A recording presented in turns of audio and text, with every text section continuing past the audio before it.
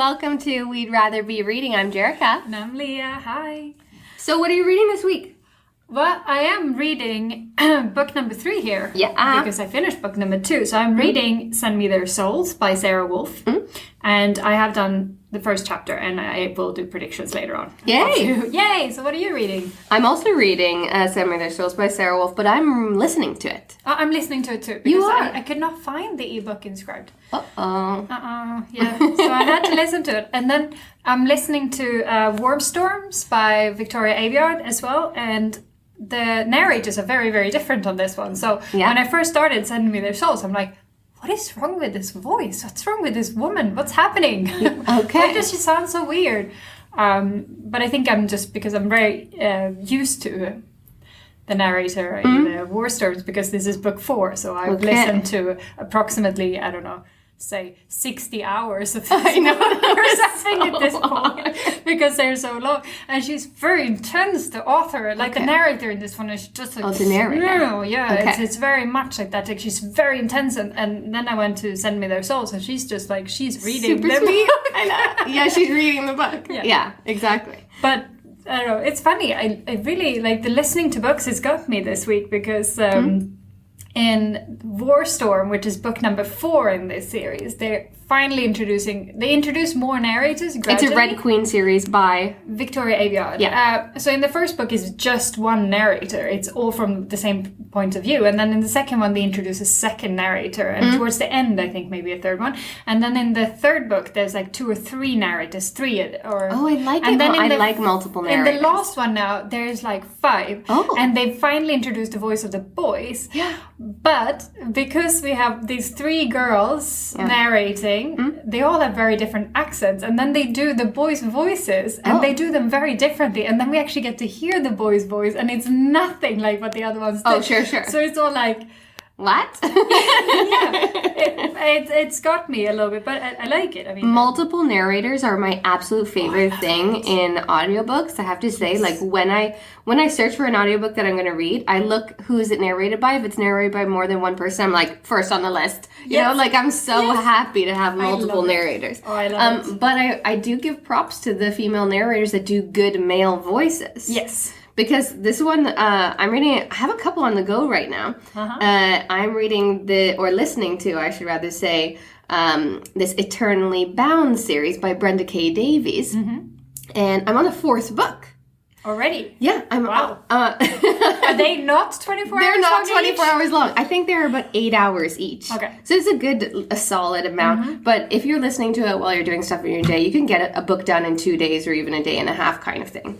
Also, they're simple stories. They're romance stories, I should say. And paranormal romance because they are vampires and hunters and humans. Yeah. But simple, not like super massive twists and stuff. And you know what you're going to love about these books? Consensual sex. Oh, I do love that. They actually like each other. A lot with non-consensual stuff. I find it to be too much of a trope in romance and also in YA that it's usually a trigger to I have been sexually assaulted and this is my trigger into this event. And a lot of virgins and a lot of trick them into losing the virginities. We're going to educate... Yeah, the virgins that meet, or the one that slept with someone once and then meet this super experienced man and he's going to teach her all she needs to know about herself, which is always, surprisingly enough, missionary with eye contact. But there's so much eye contact. Look at me so we can have an orgasm. Yes. But these books, they're older. They're not teenagers. So I would say that this is new adult, not young adult. And each book is a relationship of new people that are all in the same world and life. That's also fairly common, I find. Is it? I really like it. So the first book is sort of the king and queen that fall in love, and then it's other people within their lives and kingdoms. But this is like the J.R. Ward books that I've been wanting you to read for forever, which I'm sure held up terribly, and the names in those books are just if you like people to be called Rage with a random H. Oh, Rage. Rage. They're all like that. Vicious spelled weird. And they're all named like that, literally. All of them. And then you go from one person to the next. But what I find with those is I really like those stories at first, but I think as an author you have to be really creative when you write these books, because it tends to become very repetitive. Like the stories, you could just switch out the names a little bit like this, and the story becomes the same. Because it's always like they will meet, there will be some kind of conflict, they will get together, and like it's very kind of templated in a way. Like put your meet cute here, stick in your conflict that makes them be apart, have them brood and miss each other terribly, have them get back together, add in awesome sex, happily ever after the end. And they can get very repetitive. So you need like a really good writer in order to pull this kind of thing off. Exactly. And then if you're listening to it, you have to throw in the fact that narrator has to be good in both voices if you don't have multiple narrators. Absolutely. And what I was saying in these Eternally Bound audiobooks is that the female narrator is amazing. Awesome. Like she's really good, and she's really good in male voices, and they're Irish male voices, and she could do the accent super well. Like not like hardcore Irish, but like just an underlining tone where you know where that accent is coming from. I'm like, oh, hallelujah. I don't think these books are so widely known, but they should be, because they're really good romance stories. Like simple but solid. Like I like each relationship. Which is fantastic. I know. I mean, I read a few books like that, and this is, I needed a break from the YA supernatural world this week. I just kind of wanted something other, because, well, we've been reading a lot of these books lately, and I just kind of did not want a single fairy in sight kind of thing, just for a bit, just normal people doing normal things. How dare you? So I found, and that was the book that I was texting you about this week, and it's called Man Hands. Why would anybody be like, oh, Man Hands, this is a book that I want to read? You know, this was a book that I wanted to read, because I had read other books by this author before, and it's by Serena Bowen, and I really like her. She had this series about, a very new adult series about people at college and stuff getting together, and I really enjoyed that series.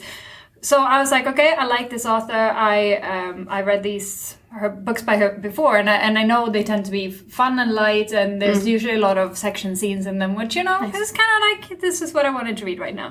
Mom time. Where I forget that I'm a mom time, you mean?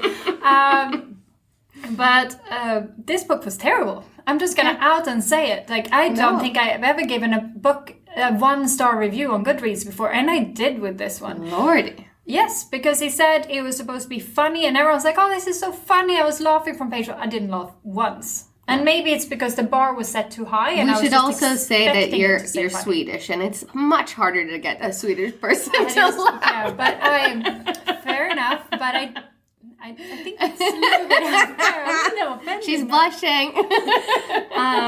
No, but I mean, I do tend to, like, I wanted funny and light and sexy, and it was none of those things, even Not though sexy. it was... What? Man Hands was not sexy? But it wasn't, and it was like there was continuity shit throughout that book too, that bugged the hell out of me, because, well, you know, I cannot with the continuity stuff. And then it was all, I think it's meant to be kind of a feel-good book for heavier girls. Okay. Because the whole thing was, I am a round woman and this man is perfect, and he likes me, but I'm gonna eat these 3 pastries. And she's continuously eating. She does nothing but eat in this book. Sexy. She has sex too, but then she eats, and she rather mixed the two as well, which she doesn't actually in the books, but she thinks about it a lot. And he's like a manly man, you know, he's a carpenter, he renovates houses, he has a TV show where he renovates houses for a living. So he's like, oh, I like that. Capable. I think this is why he's called Man Hand, because you know he works with his hands. Oh, good with a hammer, and she's like a food blogger. Okay. So she makes food all the time. So really realistic people in the book. Stereotypical, like crazy. Yeah, and it wasn't funny. No, it was poorly written, and like continuity stuff, like. There was one line where I actually had to reread like 5 pages before where it was, because there's one line like where he goes like, whoever even sends faxes these days, and I'm like, why are they talking about sending a fax? Like, did I miss something? So I went back and read, nowhere do they talk about sending faxes. So this line just comes out of nowhere, which is just stupid. Anyways, but putting this book down. Yeah, okay, with good. A 1-star no more review, manhunts. No more manhunts. And there's other books in this series with the other characters in their universe.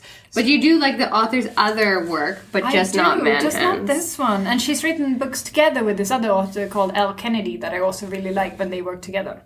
But just this particular one was a dud. A womp. It was not a good one. Yeah. Oh, I finished reading. Stay away from it. I had been listening, of course, to this Eternally Bound, but I finished reading the Cursebreaker series by Bridget Kemmerer. Yeah. And we started reading it together. Yeah. We read book 1, but then we realized book 3 only came out now. So we were going to wait to read book 2 in case it ended on a cliffhanger, because Leah has been eternally scarred, we should say, from the by cruel Holly Black. Oh my god, the cruel prince. And the cliffhanger in the second one. Yeah. Oh. That was brutal. And when I finished that one and I realized I had to wait a year, I think I cursed you, Holly Black. If you haven't listened to this, I cursed you for a year. But I love those books. I do. I love those books. I also love the Cursebreaker. I love all the characters in it. But the end, I wanted to be, ah! That was how I felt at the end. I haven't read the book 2 and 3 yet. It was like, are you kidding me? Like, we have been building up. We have been in love with this female character who is like the small town from DC, and then she comes in and she's like, I'm gonna be a fucking badass queen. And the end was like bro time. Like, what? It should have ended with her.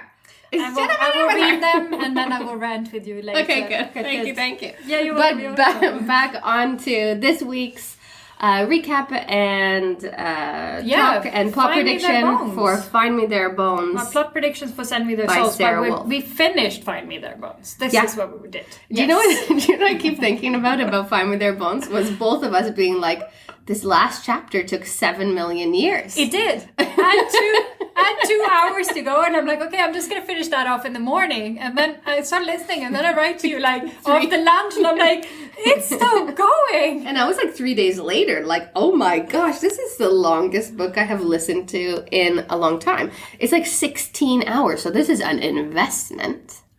And then the worst part, I realized as I started listening to book 3, is that I was clearly not paying enough attention at the end of book 2, because I'm like, I missed stuff. I have no idea what's going on. I say something and she's like, no, don't spoiler alert me. I'm like, we finished it. This isn't happening in book 3. This has already happened. Yeah, no, I missed some stuff. I might have to go and re-listen to those last 2 hours. Oh no, the 2 hours that took forever. Not that they were bad, because it was like a lot of stuff happening in the last 2 hours.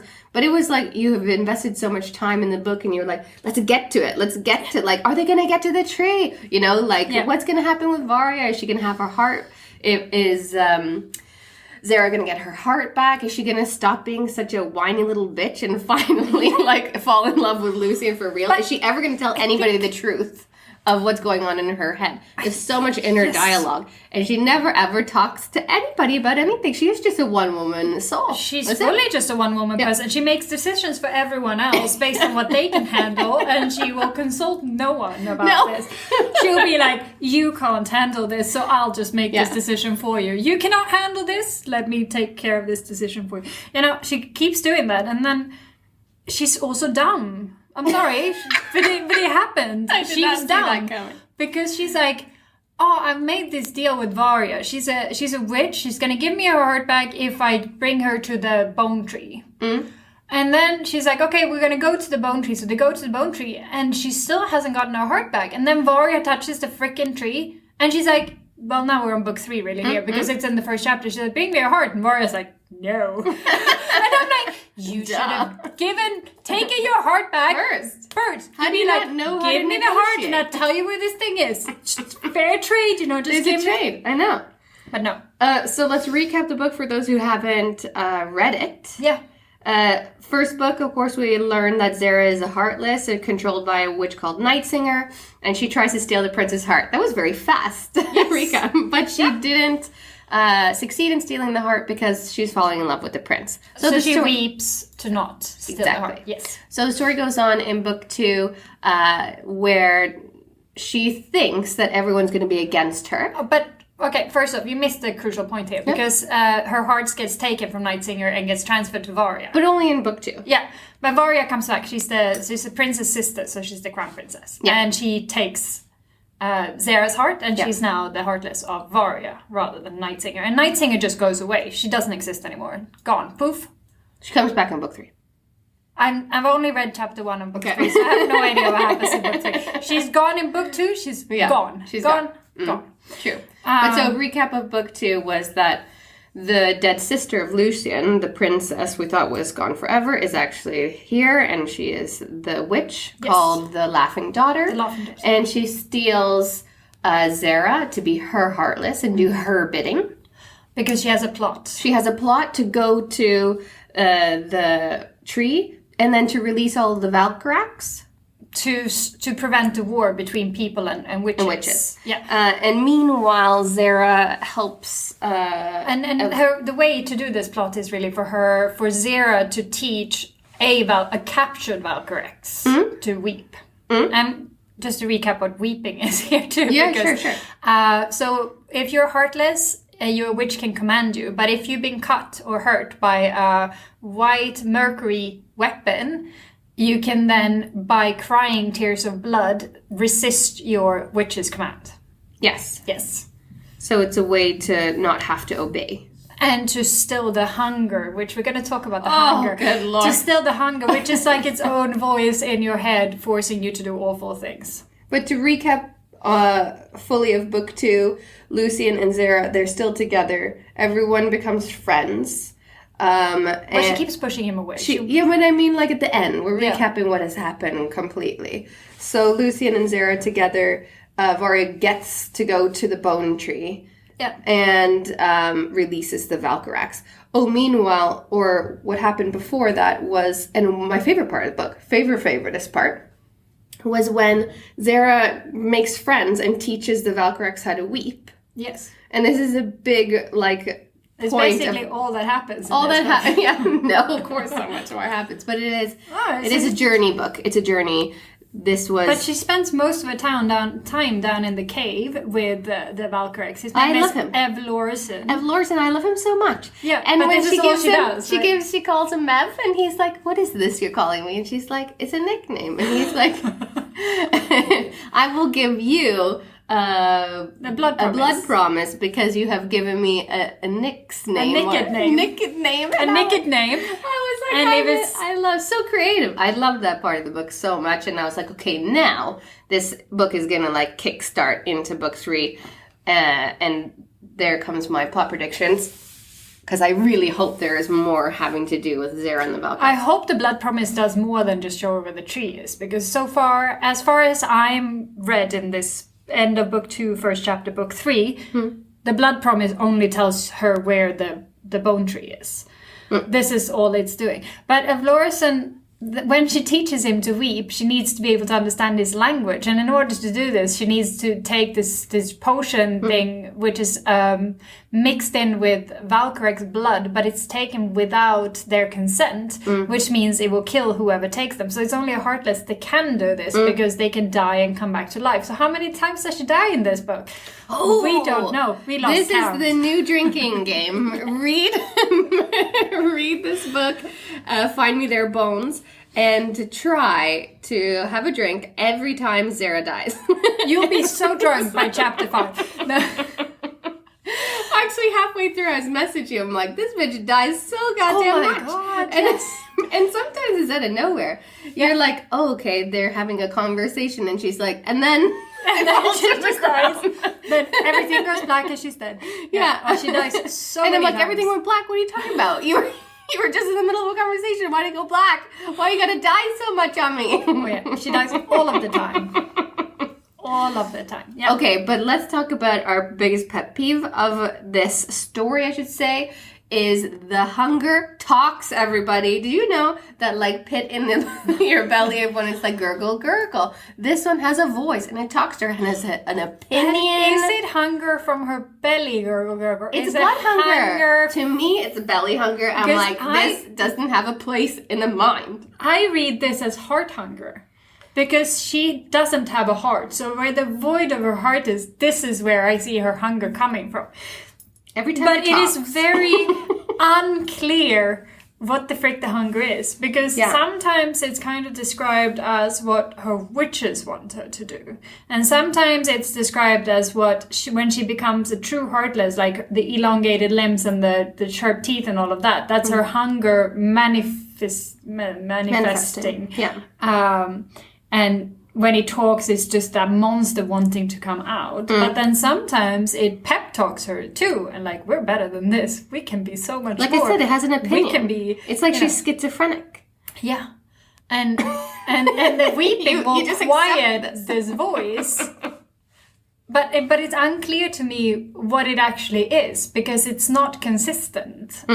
It's not saying the same thing all the time, because sometimes it tells her that she's shit and she will only be heartless and this she's terrible for this and blah blah blah, and she like really pushes her down. And then other times it's like, we're awesome, we're great, we're gonna do. But she listens to it. Yeah. It's like, don't be his witch. Oh yeah, that's what happened at the end. No, the beginning of blah blah blah blah. But I mean, at the end too, because she figures out at the end of book 2 that Lucian is a witch. Yeah. And then he's all like, if you walk away from me now, you'll be my enemy, which he then takes back completely in chapter 1 of book 3. So this was like a non-threat, really. Like, he should not have said that, because it's a relationship threat. There's so many non-threats in relationships. Yeah. Their relationship is quite toxic, though. Yeah. and it turns out also that he has this touch magic. So if he touches someone, he can find out what happened in their life. It's also unclear of how long. Like, is it forever or is it just a while? But coming back to this hunger, I would almost wish that she was schizophrenic so that we could see or envision that this is two entities. Yeah. Like merging with one person. Yeah. Because now when it talks and she's like, oh, you're right, he will never love me. Oh, you're right, they will never forgive me. It's like, what? Who are you listening to? Yeah, but this is what I'm saying. Is it the witch talking? Because that's what you thought, and that makes sense. Because sometimes I feel like when he does this, like pushing her down, it's like kind of to keep her heartless. But then at other times, it's like, our heart, we just want our heart. And why would the witch be saying that? Like, that's just dumb. Okay, this is a question to you, Sara Wolf. If you ever listen to this. Who is the hunger? Yeah. Why is it talking to her? What is the hunger? Where is the hunger coming from? Maybe in book 3 it'll become clearer, but right now, when the hunger talks, I make frowny face. Yes. Okay, so recap book 2. It's a normal book 2, I would say, because book 2 tends to be how do we get from book 1 to book 3. Yeah. Which this one did. Journey. It's a journey. It introduced the Valkyrex Evolurism, which I'm guessing is going to be a big part of book 3. I hope so. That would be pretty nice.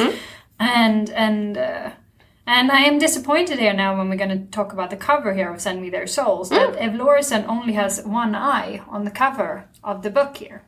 Oh, no. Okay. But I have seen a different cover where you could see he had multiple. Yeah, but that was in the Find Me Their Bones. Okay. You could see a second eye. But here, this is the cover, the ones that I like, my favorite cover. The ones I usually get when I get the ebook, which wasn't available to me for some reason. This time, so I had to listen to it, even though I wanted to read it. Probably because it's too newly out, maybe. I don't think so, because the audiobook is there, so I don't know. Okay. Anyways, this Send Me Their Souls, in the cool cover versions, it's kind of like, you see, it's kind of like it's blowing, like all of it. It's black, white, and yellow. But you see, it's like the smudging and out. And Send Me Their Souls is sort of, blowing out. Like blowing out of a candle or something like that. But you see all of it, it's dragging this way. And Evolurism looks sort of like a wolf. He does. And he has too few eyes. So disappointing. And you see Zara, we can only assume, standing in the middle of an open mouth of the wolf. And she's holding her sword, as always. And her hand up. So the souls has got to be something. I think it's like something reaching towards something, for sure. But I found that there was the... Here is the cover, the only other cover I could find, which is the audiobook cover. Yeah. And it's the same pose, more or less. Her sword is... Her sword is to the side. No, it's the same. But I would say in this audiobook cover, she looks like a guy. She does. She has a braid, but it's not very obvious. And she's so got it looks like a boy haircut and armor. And her arm is reaching up to some sort of... It's a sky again. It's up. Clearly it's up. The souls need to go up. But this is fire. It seems like something's on fire here. Yeah. Stars, fiery kind of thing. Okay, so if you were to look at the other book, what is it going to be about? The book cover. Judge the book by its cover. What is this book? Judging the book by this cover, clearly she needs to escape from this wolf and send something up into the stars. Okay. And the audiobook cover. And the audiobook cover, well... is about a boy living in Tokyo. Yeah, and his world is on fire. So his world is on fire. The stars. And he needs to get out of this shanty town. That's it? That's it. Okay. So, what do you predict will happen here? Because I found that my prediction got a bit dire there when I did it yesterday. So we'll get that. I told you that when I was enjoying so much predicting this third book because I really liked the first chapter. Like, okay, finally she like gives in to Lucian for the first time ever, and is like, okay, your sister's real name is. When did she become able to weep? Who? Zero with Varia. Wasn't it the whole thing that she couldn't because she but it's the girl. What's the girl's name? Fionn. Did she shoot her with a crossbow? Yes. Fionn made the proper thing in order to get her to weep. All right, good. All right, I think I zoned out on that part too because I was like, how is she weeping? How is she doing this? I thought that was the whole point. She couldn't. It's Fionn. Okay. All right, good. So like Fionn backs her and like betrays her lover, which is Varia. That's what happens in the first chapter. All right. And now Zara is owned. Her heart, like her heartless or her heart, is owned now by Prince Lucian. No, not in the first chapter. No.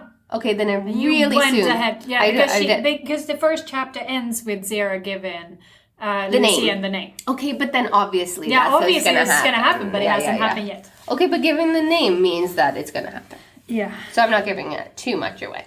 But so that's where we left off after the first chapter. By the way, first chapter also 45 minutes long. It's like no, it was 22 was minutes it long. 22? Yeah, I know this because I went for a walk while my kid was at practice, and I knew I had to turn around after the first chapter to make it back on time to pick her up. So it was 22 minutes long. Okay. Yes. But that's actually not so bad. No. But I feel like I'm not sure it's how Siri is reading this because I've said this last pod where I feel like the narrator sounds so much like my Siri. Yes. Not when she's in character form, of course, but when she's in narrator form. Mm-hmm. So we're just going to call her Siri from now on. Yes. So when Siri reads this book to me, I feel like, what? Is it just chapter 3? Yeah. Yes. It is quite long. Okay, so my prediction for book 3, Send Me Their Souls, is that Varia is rising as the Queen of the Witches / Valkyrax, but the one that Zara healed in book 2, which is Evlorison, is the King of the Valkyrax. Twist! Right? Yeah. Okay. And he likes her because she gave him a pet name. And so he's going to tell her, like, I'll follow her. And that's where the blood promise comes in, too, that they're, like, linked to each other in some sort of way. Mm-hmm. So she needs to drop the self-deprecating like yesterday. Yes. She started out as self-assured, even though she was owned. She was sarcastic and funny and self-aware. And then now the hunger is taking her over. And I wrote in capital letters here, who is the hunger? Who is the hunger? Lucian is relentlessly loyal to Zara and will help her through anything. He has mommy/sister issues, I can only assume. Mm-hmm. He needs a fixer in a woman, and that's pretty toxic. So I would say, if I was their therapist, which I'm not a therapist, I'm a yoga teacher and studio owner, but I would say you guys are probably like not great together. So Zara will become some queen of the Valkyrax because Evlorison will allow her to be who he follows instead of Varia. And Lucian will be the new king, but they have to have the village rise again because right now it's sort of in ruin. And together they will make a treaty to align the Valkyrax witches and humans. At the end, Varia will either be in jail or robbed of her witch powers, or is dead.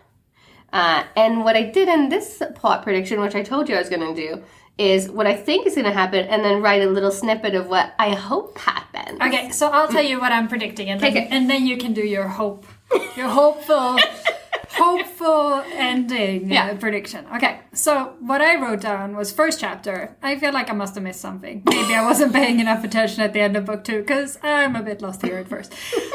And then I wrote, of course, Varya is betraying Sara and won't give her heart back. She lies about giving her a choice to go with her or be left on top of the mountain, severed from her screaming in pain for all eternity, which is no choice at all, really. Come with me or stay here and scream for always in pain. Yeah. You get to choose. I'm giving you a choice no Heartless has ever gotten before, which is literally what she says to her also. But it's not really a choice, I'd say. And then Sara weeps, which I then wrote, unclear how she can do this. Did I miss some stabbing action? You did. And obviously I did. Which is difficult since Varya is now super powerful. And then she tells Lucian Varya's true name so he can make Sara his Heartless instead. And then what will happen now? There are Valkyrex coming, forming a bridge to something, and Varya doesn't want that. I'm guessing she will burn out faster than she thought possible, so I'm thinking he's going to die fairly soon. I believe a team up of Varya and Lucian will happen to share the burden of the soul tree. This is my prediction, that because she's going to be burning out so fast because she goes, oh no, yet, his instinct to save his sister will kick in, and he will also touch the tree, therefore sharing the burden of the tree, and that will make it burn out slower. And I reckon that Lucian will not give Sara her heart because of some bullshit reason. Like, if I have your heart, you cannot die, and I want to keep you safe. And you die so much, so yeah, but like you will safer. Always come back to life if I keep your heart. And then literally, this is where I lost interest in prediction, because then I wrote, I predict they will all die in the end. So, I know, when you wrote that to me, I was like, what? They all die? What are you talking but about? I think that's... And you're like, and democracy comes to the society. I was like, that's the wrong book. I might have mixed it a little bit with the Victoria Aveyard, which actually deals with kings and democracy and fair society, which I'm listening to at the same time. So it is maybe a little bit confused in my head. But I do believe there is an actual chance that they might all die, mainly because Lucian will not give Sara her heart back because of some shitty reason of keeping her safe, but he will share Varya's burden with the bone tree, and then the bone tree will burn both Varya and Lucian out, and they will die, and then Sara will die with them because she is his Heartless. Okay. And then Fionn will rule this. New prediction, Fionn will rule everything. Oh, woo woo. You're going to love what I want to happen in this book. I'm excited. I wrote this like a week ago, so reading it again, it's like, oh, this is hilarious.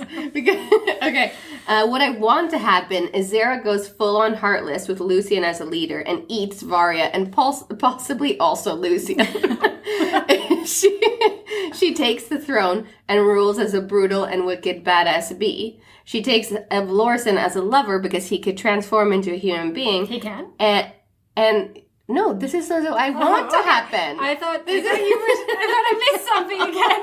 Like, no, I need to start paying attention. No, if Lorsa can transform into a man, I missed something major here. He can't. I mean, not that we know of, but I really wish he could, because that would be so hot. And then he's like, we are mated. I love mating rituals. Do you hate them?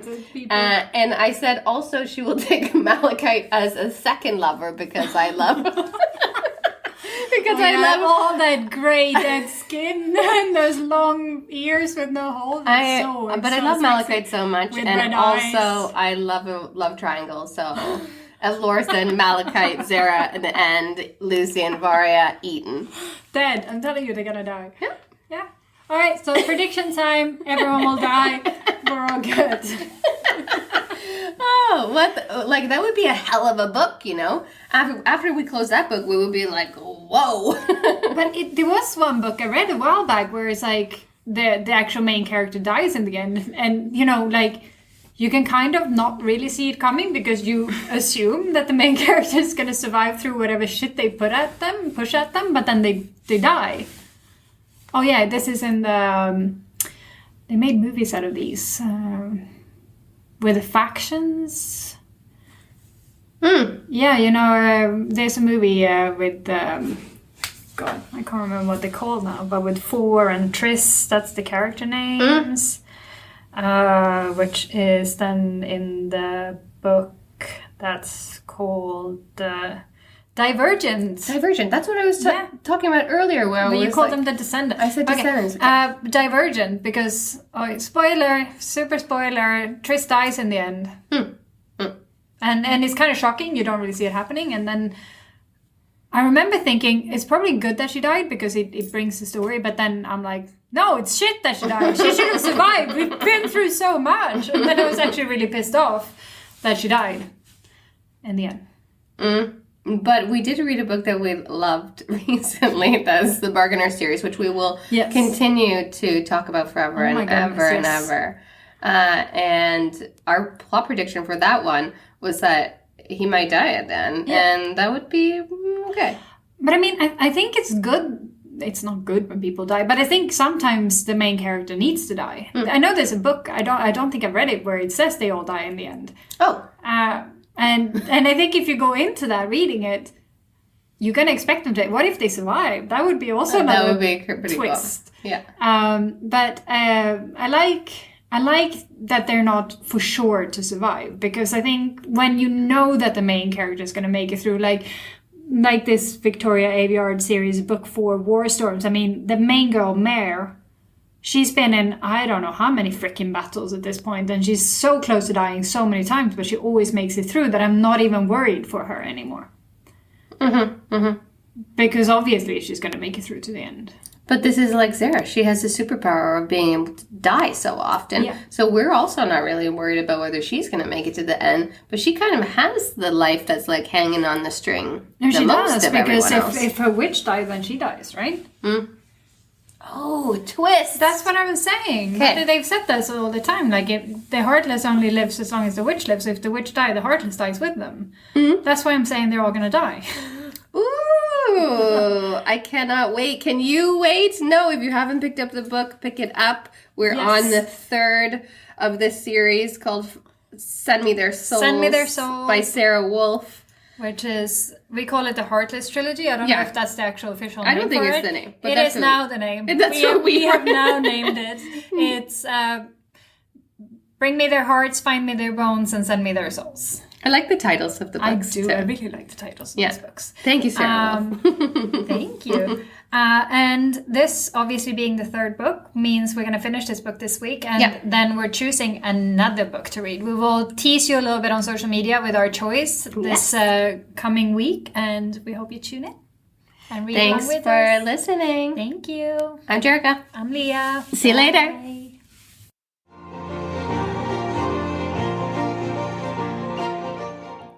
We'd Rather Be Reading is an original podcast by Jerrica Saron and Leah Sanfer. Theme music for The Penguins, written and performed by David Allred from the album The Transition, courtesy of Erased Tapes. Please check him out on Spotify and check us out on social media. We're on Instagram and Facebook, and you can also email us on we'dratherbereadingthepod@gmail.com. Thank you for listening. Like and subscribe. Bye.